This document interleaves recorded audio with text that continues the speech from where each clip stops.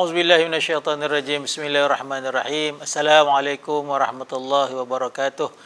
Innal hamdalillah wassalatu wassalamu ala Rasulillah wa ala alihi wa ashabihi wa mawalah.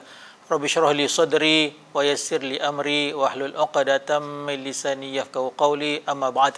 Alhamdulillah, setinggi-tinggi syukur pada Allah Subhanahu wa taala seperti mana yang ditetapkan dapat kita berjumpa pada kali ini untuk berkongsi tentang hadis 40 Imam An-Nawawi. Saya kongsikan hadis pada petang ini pada hadis yang keempat dengan tajuk penciptaan manusia, ketetapan rezeki, ajal dan amalannya. Hadis yang agak panjang daripada Nabi ini, saya bacakan saja terus maksudnya untuk memudahkan kita memahaminya. Hadis bersumberkan daripada Abdullah bin Mas'ud radhiyallahu anhu.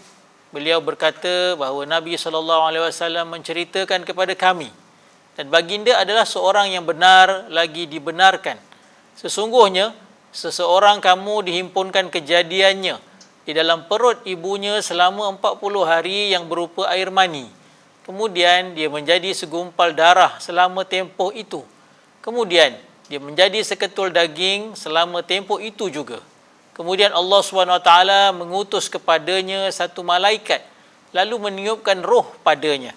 Malaikat tersebut diperintahkan menulis 4 perkara, iaitu rezeki, ajal, amal dan sengsara ataupun bahagia. Maka demi Allah SWT yang tiada Tuhan selainnya, sesungguhnya seseorang daripada kamu mengerjakan amalan ahli syurga sehingga tiada jarak di antaranya dengan syurga melainkan sehasta. Namun ketentuan takdirnya mendahuluinya, lalu dia pun mengerjakan amalan ahli neraka, maka masuklah dia ke dalam neraka. Sesungguhnya seseorang daripada kamu mengerjakan amalan ahli neraka sehingga tiada jarak di antaranya dengan neraka melainkan sehasta. Namun ketentuan takdir mendahuluinya, maka dia mengerjakan amalan ahli syurga, lalu masuklah dia ke dalam syurga. Hadis riwayat Imam Al-Bukhari dan Muslim. Tuan-tuan, puan-puan, anak-anak yang dikasihi sekalian, apakah penghayatan yang kita boleh ambil daripada hadis Nabi ini? Yang pertama, manusia perlu menyedari bahawa proses kejadiannya cukup sempurna berbanding dengan makhluk-makhluk Allah yang lain. Berkaitan dengan proses kejadian manusia ini, boleh sama-sama kita rujuk dalam surah Al-Mu'minun ayat 12 hingga 14. Seperti mana yang disebutkan juga dalam hadis Nabi yang tadi, penciptaan awal manusia di dalam rahim ibu masing-masing memakan masa 120 hari melibatkan 3 kategori. Yang pertama bermula dengan saripati air mani, iaitu selama 40 hari, kemudian menjadi segumpal darah juga 40 hari, dan menjadi segumpal daging juga 40 hari. Selepas 120 hari itu, maka datang malaikat untuk meniupkan roh kepada janin tersebut.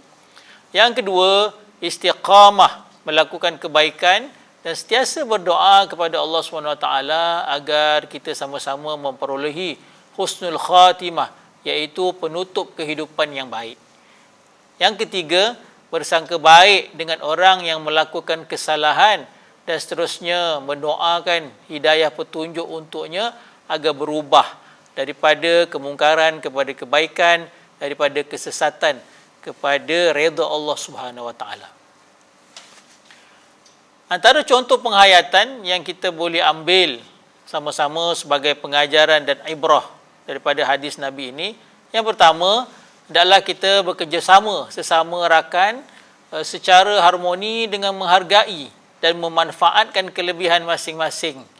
Yang kedua, melakukan kebaikan secara konsisten dan sentiasa berdoa agar dikekalkan amalan baik dalam kehidupan, kerana segala yang berlaku itu tidak lain dan tidak bukan dengan izin dan ketetapan daripada Allah Subhanahu wa taala. Yang ketiga, sama-sama mengamalkan doa husnul khatimah, bersumberkan daripada Al-Quran dan juga hadis Nabi SAW. Daripada Al-Quran dipetik daripada surah Ali Imran ayat yang ke-8, doa yang biasa kita amal dan kita baca. A'udzubillahi minasyaitonirrajim. Rabbana la tuzigh qulubana ba'da idh hadaitana wa hab lana min ladunka rahmah innaka antal wahhab. Sekali lagi saya ulang, Rabbana la tuzigh qulubana ba'da idh hadaitana wa hab lana min ladunka rahmah innaka antal wahhab. Mudah-mudahan Allah terus memberikan kita hidayahnya, jangan memesongkan hati kita setelah Allah bagi petunjuk kepada kita. Dan yang kedua, bersumberkan daripada hadis Nabi SAW dengan doa yang berbunyi, Ya muqallibal qulub, tsabbit qalbi ala dinik. Ya muqallibal qulub, tsabbit qalbi ala dinik.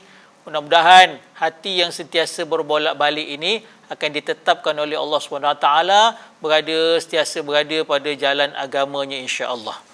Sekianlah perkongsian hadis yang keempat tadi. Mudah-mudahan kita beroleh manfaat daripadanya. Dan insya-Allah kita berjumpa pada perkongsian hadis yang lain. Assalamualaikum warahmatullahi wabarakatuh.